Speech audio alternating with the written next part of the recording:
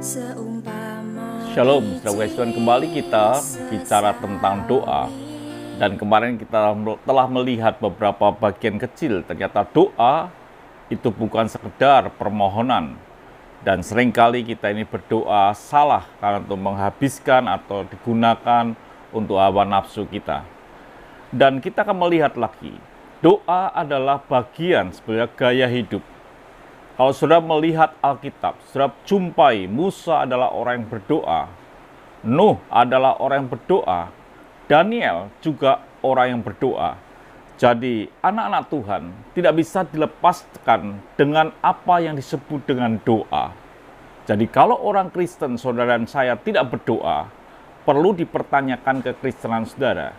Jadi setiap orang-orang percaya adalah orang-orang yang berdoa. Dan kita akan melihat Yesus pun melakukan hal yang sama. Yesus pun berdoa.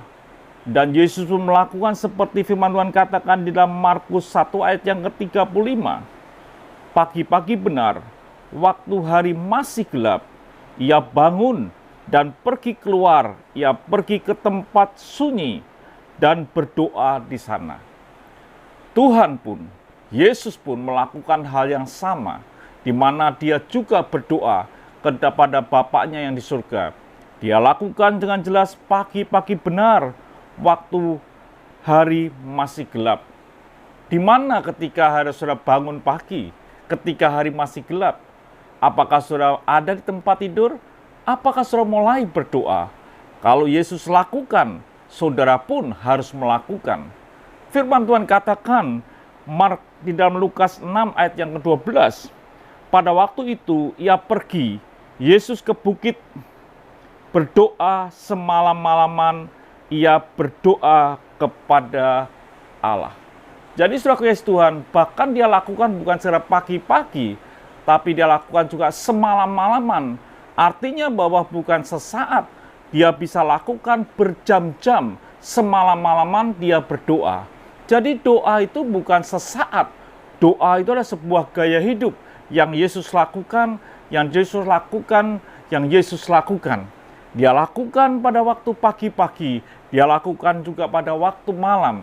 Jadi saudara kasih Tuhan, itu gaya hidup orang Kristen adalah gaya hidup orang yang harusnya berdoa.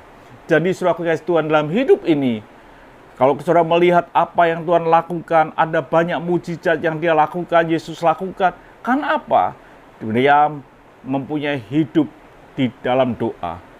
Doa adalah kemenangan, doa adalah kekuatan bagi anak-anak Tuhan. Jadi setiap anak Tuhan tidak pernah bisa dipisahkan dengan apa yang disebut dengan doa.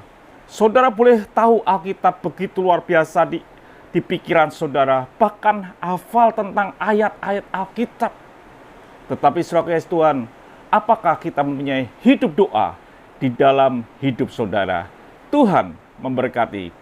Terima kasih Bapa, biarlah kami punya kehidupan doa dalam hidup ini, supaya kami punya kekuatan di dalam Engkau ya Tuhan. Terima kasih. Haleluya. Amin.